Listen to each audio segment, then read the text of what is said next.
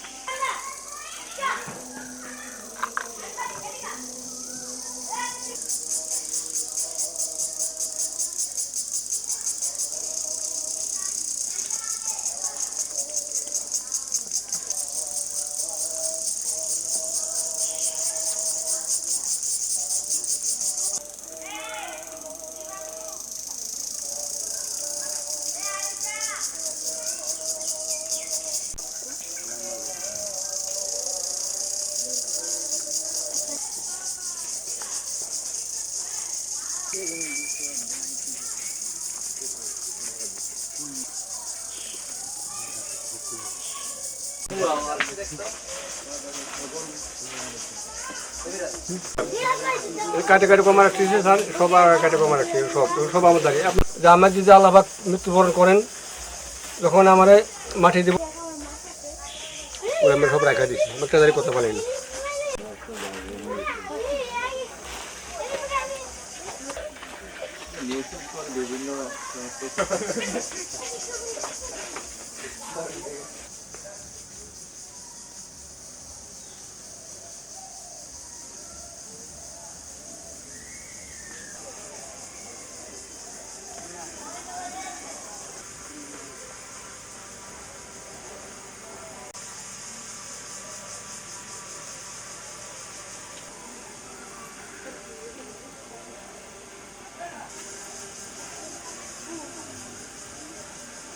আমার ভাই দাঁড়িয়ে রাখছে, দেখতে সুন্দর, বেশ সবাইকে ভালো দেখা যায়। ভাই রাখছে, ভাই দাঁড়িয়ে থুয়ে দেন, দাঁড়িয়ে নবীদের দাঁড়িয়ে থুয়ে দেন অসম্মানী, দাঁড়িয়ে থুয়ে দেন নবীদেরকে থুয়ে দেওয়ান, এই বিধে ভাই দাঁড়িয়ে থুয়ে দেন। দেশের ভিতরে শতকরা 90 জনে ভালো কয়, 2-4 জন একটু খারাপ কয়, তাতে বাইর কিছু মানে আসে যায় না। আমাকে এলাকার লোককে আপনার ভালোই কয় দাঁড়িয়ে রাখছে, সৌন্দর্য বুঝছেন। আর বাথরুমে ওর সময় যাইলে কিন্তু দাঁড়িয়ে গলা ফেঁসা রাখে, সৌন্দর্য করে রাখে, এদের মতন ছেপ মতন রাখে, কাজে কামে যাইলেও সে মতন রাখে কাজে। আর গরু গাছটা দিলে তো ময়লা ময়লা লাগা টাকে না, উত্তরিত হইলে ঠিক মতন রাখে বুঝছেন। আমাদের গর্ব হইতেছে যে আমার ফুফা দাড়ি রাখছে, অনেক বড় হয়েছে। আমাদের প্রতিবেশী মানুষ সবাই বলতেছে কি সুন্দর দাড়ি, বড় দাড়ি। হ্যাঁ, অনেক বছর ধরে দেখতেছি, আমরা ছোটো থেকে দেখতেছি আমার ফুফা দাড়ি রাখছে, বড় হয়েছে, ভালো লাগে। সবাই বলে যে সুন্দর দাড়ি, ভালো লাগে। প্রতিবেশী সবাই গ্রামের যে দেখে সেই বলে যে অনেক সুন্দর দাড়ি হয়ে বড় হয়েছে। এরকম কেউ নাই, মানে আমার জীবনে কেউ এরকম দেখিনি, ভালো লাগে, অনেক সুন্দর দাঁড়িয়ে রাখছে, খুব সুন্দর। আমার ভালো লাগে। আমরা গরিব মানুষ, কাজ কাম করে, বাসে গরু ছাগল পালে। ঢাকাতে ছিলাম বাংলা মোটর, তো এখানে আমার একটা মসজিদ আছে, মসজিদে নামাজ পড়তাম সবসময়। তো ওই মসজিদে আসর নামাজ পড়তে গেছি, মন্ত্রী আল্লাহ নামলে জামাতি লোকরা বন্ধ করতেছে, তো আমার কোনো ভাই একটু বসেন, আমরা আল্লাহ রাসূলের একটু কোরআন হাদিসের কথাবার্তা শুনি বলি।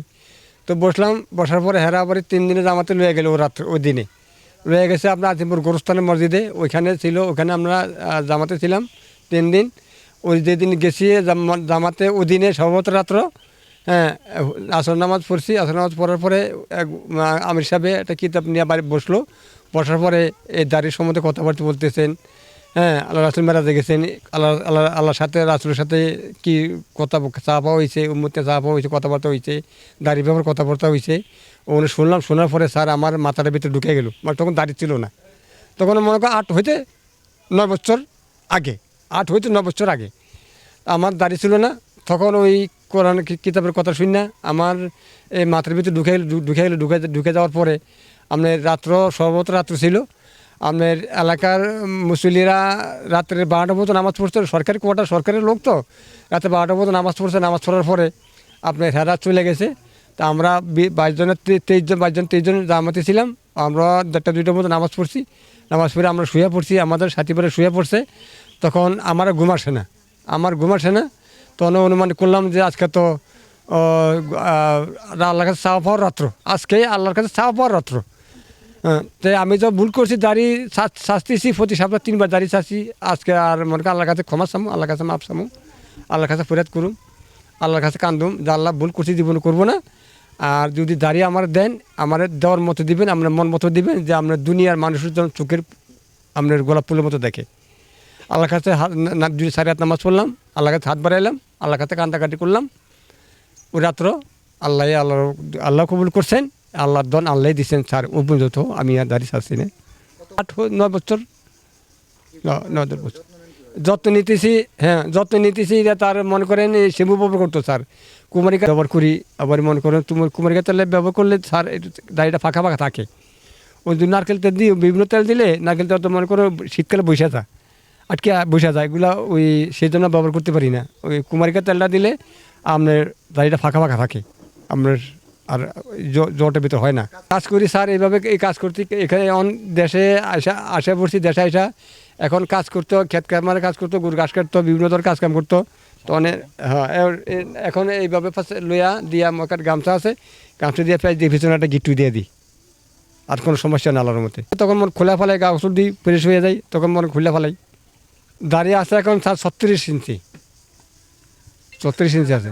এলাকার মানুষ দাঁড়িয়ে নিয়ে মনে করেন 100-র ভিতরে, আপনার 100-র ভিতরে মনে করেন 2-4 জন মানুষে মনে করেন কোথায় আছে যে আপনার দাড়ি একটু ছোটো রাখলে হয়, রাসুল তরিকার মতো কাটতে ফেলাইলেও হয়। তারপরও মনে করেন আমি একবার বুঝিয়ে দিই, আমি তো আর ওগুলো রাগ করতে পারি না। হুজুরগুলোর সাথে মনে করেন বড় বড় হুজুরগুলোর সাথে পরামর্শ করছি, তাদের সাথে শেয়ার করছি দাড়ির ব্যাপারে।